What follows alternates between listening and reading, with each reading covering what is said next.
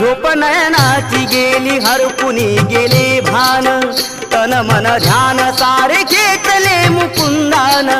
यावरती उपाय बाई सांगेना कोण जीव खाली वरती होतो या अशा भ्यान त्याची ओढ लागे माझ्या अंतरी त्याची ओढ लागे माझ्या अंतरी वेडी झाली राधा ऐकून बासरी वेडी झाली राधा ऐकून बासरी